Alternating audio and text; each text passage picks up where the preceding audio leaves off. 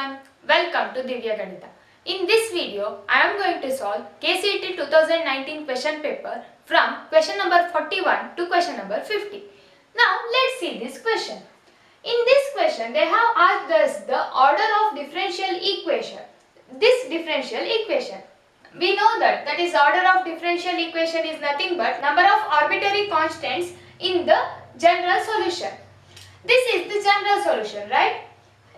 It doesn't mean that here we have C4. So it doesn't mean that we have 4 constants. Let's simplify this. If we take e power x common, then it will be C1 into e power C2 plus C3 into e power C4. Right? This is the term. All terms are constant in this. In place of all this, we can write a single arbitrary constant. Let it be a into e power x. So here we have only one arbitrary constant. So the correct option is option B. Right? Now let's move on to the next problem. In this problem, they have given magnitude of a is equal to 16, magnitude of b is equal to 4. Then we have to find square root of magnitude of a cross b whole square plus magnitude of a dot b whole square. Now let's solve this problem. That is, we know that a cross b is nothing but modulus of a into modulus of b sin theta, right? Here we have square, so it will be modulus of a into modulus of b sin theta whole square. So it is modulus of a square modulus of b square into sin square theta. And also we know that a dot b is nothing but modulus of a into modulus of b cos theta. So it will be modulus of a square modulus of b square cos square theta. Let's take these two terms common. So it will be sin square theta plus cos square theta, right? And we know that sin square theta plus cos square theta is equal to 1. Right? Simply this get cancelled. Then we have square root and square. Square root and square get cancelled, so it is nothing but modulus of a into modulus of b. Let's substitute the values. That is 16 into 4. That is nothing but 64. So the correct answer is option C. Right? Now let's move on to the next problem. In this problem, they have given the angle between vector a and b as 2 pi by 3. And also the projection of a in the direction of b is minus 2. Then we have to find magnitude of a. How to solve this problem? We know the formula for projection of a on b, right? That is a dot b divided by magnitude of b. That is nothing but magnitude of a into magnitude of b cos theta divided by magnitude of b. Here magnitude of a and magnitude of b get cancelled. So it is magnitude of a into cos theta. We have the value of cos theta, that is we have the value of theta, that is 2 pi by 3. And also we know that the projection is minus 2, right? On simplification, cos 2 pi by 3 can be written as minus cos pi by 3. So it is modulus of a into cos pi by 3, right? Then it is minus magnitude of a into cos pi by 3 is 1 by 2. Right? So here we have minus 2. Minus minus get cancelled. So magnitude of a is 4. The correct answer is option B. Right? Now let's move on to the next problem. In this problem, we have to find the unit vector perpendicular to the plane containing two vectors. We know that how to find the perpendicular vector. The condition for two vectors to be perpendicular is a dot b is equal to 0, right? We will use that to find the vector. We need not solve the whole problem. We can check through the options. Here we have to find the vector such that their dot product is 0, right? That means let's find the dot product of this and this option A. Then it is minus 1 plus 2 into 1 is 2, minus 1 into 1 is minus 1. So we will get 0, right? Divided by root 3, here also it is root 3, so but it is 0. options, you will not get 0 in that case. So the correct option is option A. Right? Now let's move on to the next problem. In this problem, we have to find the scalar product of these vectors. We know the formula to find the scalar product, right? That is determinant of coefficients of A, B, C.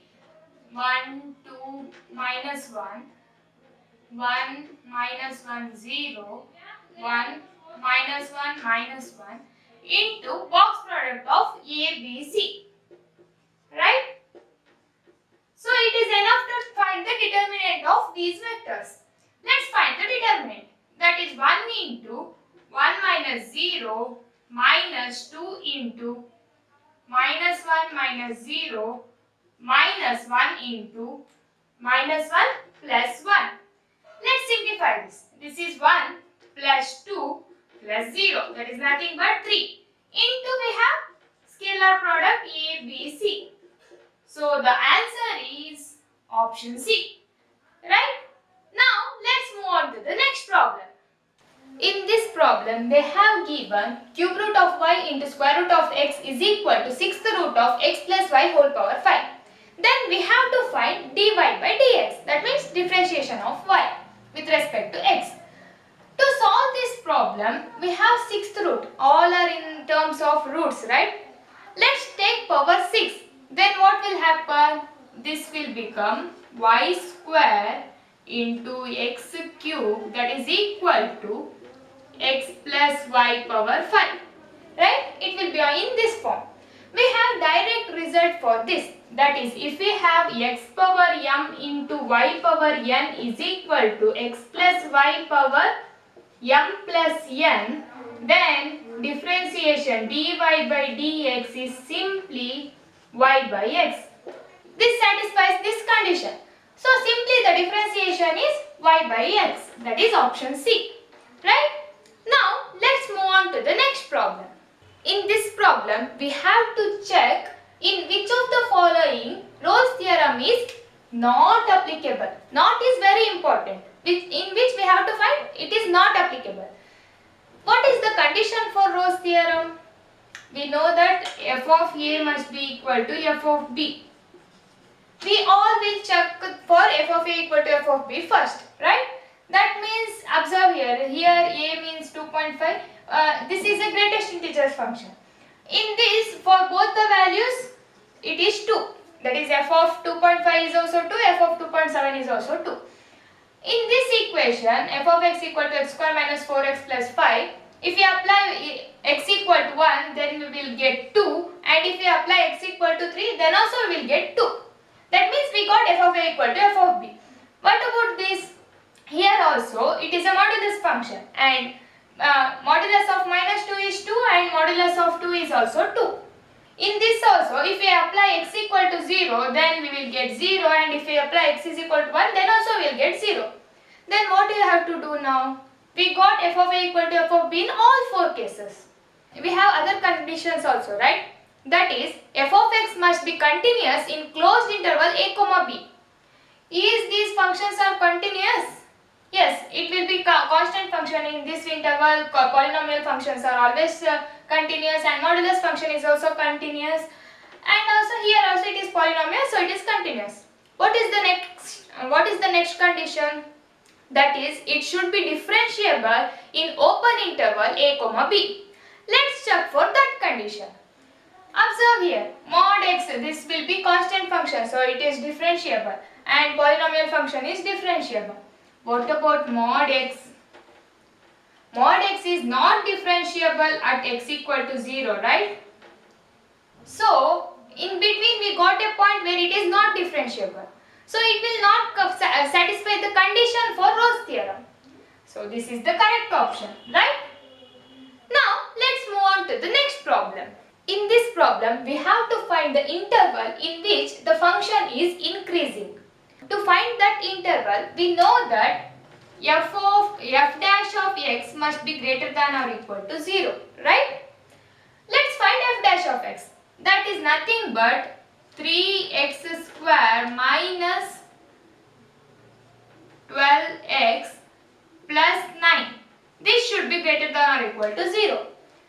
3 is common, so let's divide by 3. Then it will be x square minus 4x plus 3 must be greater than or equal to 0. This can be simplified as x minus 3 into x minus 1. Right? This should be greater than or equal to 0. That means the product is positive. To get the product positive, we know that either both of them should be positive or both should be negative. When both the numbers are positive, that is when x is greater than or equal to 3, right? And when it is negative? When x is less than or equal to 1. So the answer is x is less than or equal to 1 means minus infinity to 1, closed interval 1. And x is greater than or equal to 3 means 3 to infinity, right? So the correct option is option D, right? Now let's move on to the next problem. In this problem, they have given that the side of an equilateral triangle are increasing at the rate of 4 cm per second. And we have to find at which rate the area is increasing. And also they have given that when the side is 14 cm. We know the area of equilateral triangle, right? What is it? It is simply root 3 x square by 4. Right? And they have given increasing rate of the sides. That means dx by dt. That is 4.